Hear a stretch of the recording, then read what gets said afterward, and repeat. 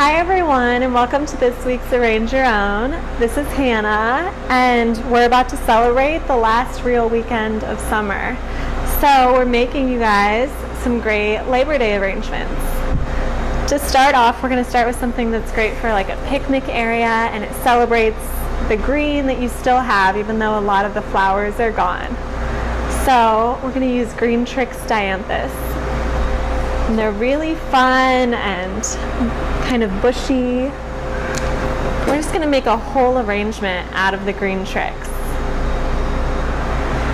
It'll look great on a patio table, or if it's raining outside, you can put it on your kids' nightstand. And we just want it to look really full and lush.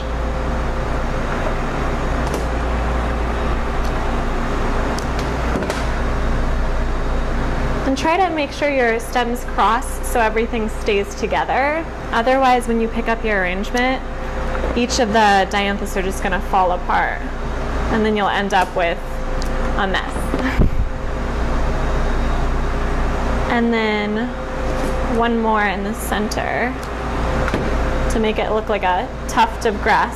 So even if you don't have a lawn, it seems like you do. That's a nice, simple, kind of artistic arrangement. All right, now we're gonna move on to our large arrangement. And I chose a really fun, flirty black vase because it'll work great during the day and then inside at night for a great dinner party. And we're gonna start with our statice. So we have a lot of statice today. And just take it and cut it as you need. Just kind of setting it to the side. And there's a lot of laterals, so you can take a few off and save them for later.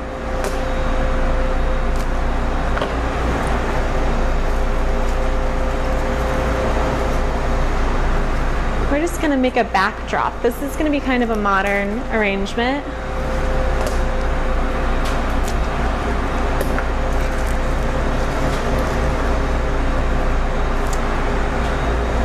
There are little extras on the sides. There. Now we have our green tea roses, and we're just going to cut these to a good height, and we're going to actually put them all together into a little grouping. It'll make more impact if they're together than just loosely around. And we'll just make them into a cute little 5 number. And we'll take a little bit of binding wire to put them together.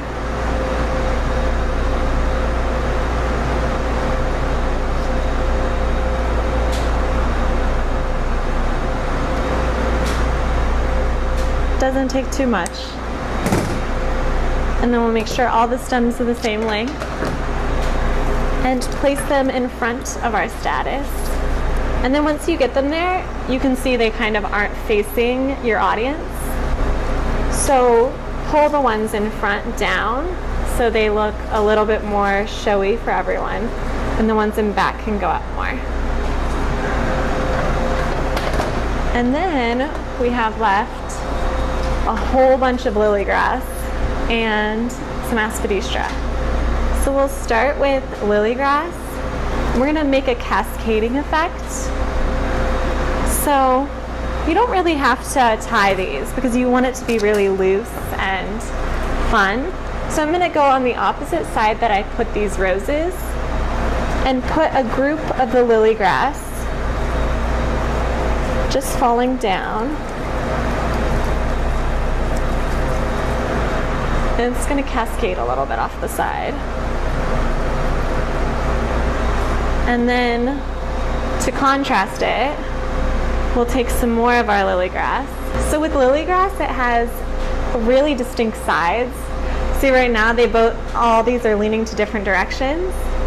So if you put them all so they fall the same direction, it looks really nice and clean.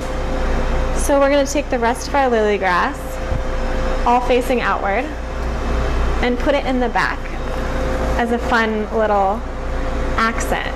and in the opposite direction that our cascade is going. And then to finalize, we have our aspidistra, and we're just gonna fold, not in any certain way, just an easy fold with the stapler to accent our rows in the front and kind of push them forward. And then in the back, we're just gonna place one up here with our lily grass to add some fullness in the back. And then the last one we'll also place in the back. We don't want to get a bunny ear effect, so don't put it directly on top. And then there's our more contemporary, fun last of summer arrangement. And then we saved the best for last. For the bud base, we have some gorgeous purple Morcara. And it's got a nice light purple tint. So we're just gonna pull off any of the blooms that aren't exactly what we want. And then we have 2 pieces of lily grass left. So I'm gonna take one piece and go this direction. Just a small loop, you can see. I didn't bend or twist, just one loop. And then I'm gonna take it and go in the opposite direction with the other loop. It's kind of like a heart, which is really nice. Maybe you can give this to your summer fling as their last hurrah.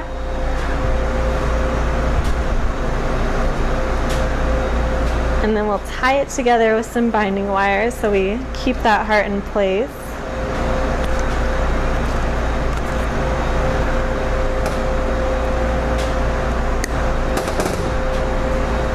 And then cut it to the proper size and place them in our vase. And then we have a nice grouping of purple and green flowers for the end of summer. I hope you guys enjoyed, and we can't wait to see you next week.